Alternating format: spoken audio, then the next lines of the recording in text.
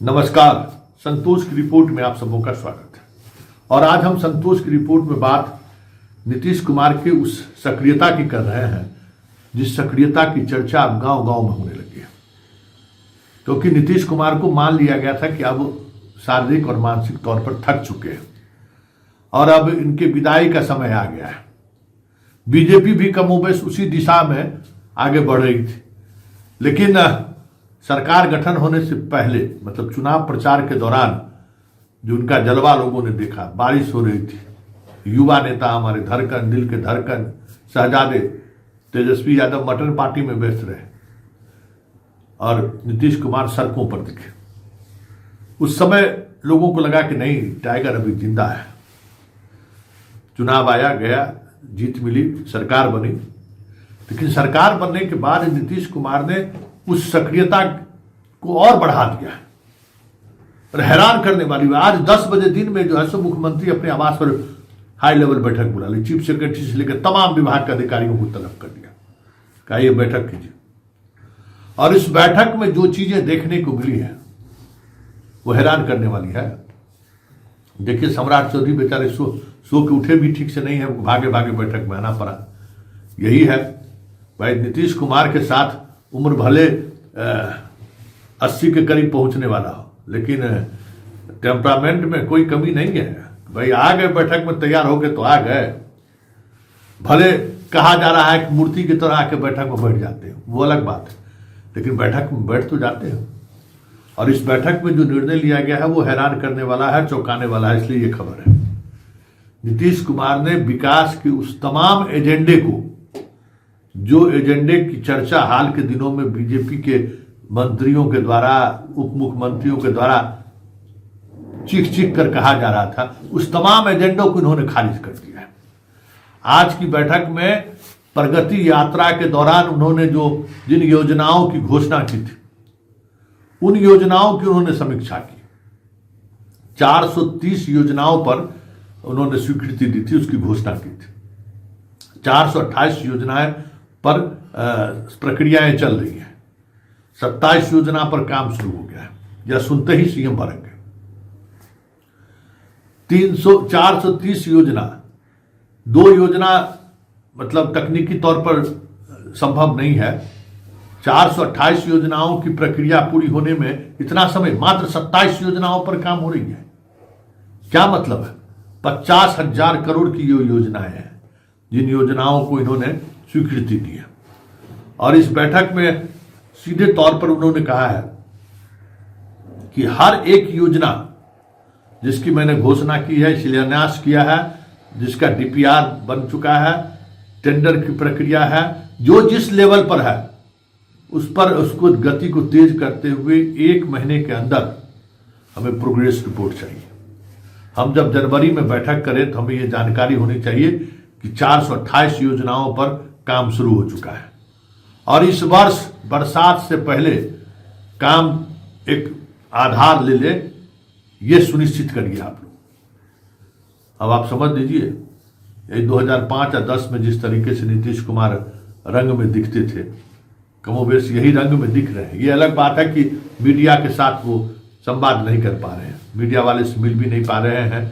कुछ बातें हैं जिन बातों को लेकर चर्चाएं भी चलती रहती है, लेकिन एक बात तो तय है कि नीतीश कुमार ने दिखा दिया कि भाई जो हमारे एग्जिट का प्लान जो लोग सोच रहे हैं कि अब नीतीश कुमार जी को अब विदाई देने लगा, 25 से 30 सिर्फ नीतीश, ये तो तय होते जा रहा है। मतलब किस आधार पर इनको कहिएगा कि अभी इनको अब हटा दिया जाए? पर्दे के पीछे में जो आप देख रहे होंगे नीतीश कुमार को, जिस स्थिति में जैसे भी हो, आज मानवाधिकार दिवस है, सुबह 7 बजे ट्वीट हो गया। आज तक कभी इतना सुबह सुबह ट्वीट नहीं होता था। आजकल जितने सक्रियता के साथ सोशल मीडिया पर नीतीश का हैंडल काम कर रहा है, पहले कभी हमने काम करते हुए नहीं देखा है। मतलब सारा जो नीतीश कुमार का जो स्ट्रक्चर है, सोशल मीडिया से लेके ब्यूरोक्रेसी तक देखने वाले जितने स्ट्रक्चर में बैठे हुए लोग हैं, उनकी सक्रियता काफी बढ़ गई है, गजब तरीके से।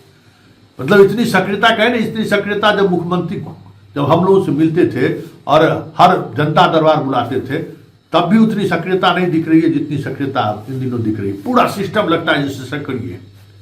अब सुबह सुबह मीटिंग हो गया, रिलीज जारी हो गई, प्रेस रिलीज। अब दोपहर होते होते कोई योजनाओं का चले जाएंगे निरीक्षण करने के लिए, और ये डेली का काम है, तो रोजाना ये काम हो रहा है। तो कोई कैसे कहेगा कि नीतीश कुमार भाई अब काम करने की स्थिति में नहीं है? नीतीश कुमार की समझदारी जो है सब पहले वाली बात नहीं रही, दिख तो नहीं रहा है।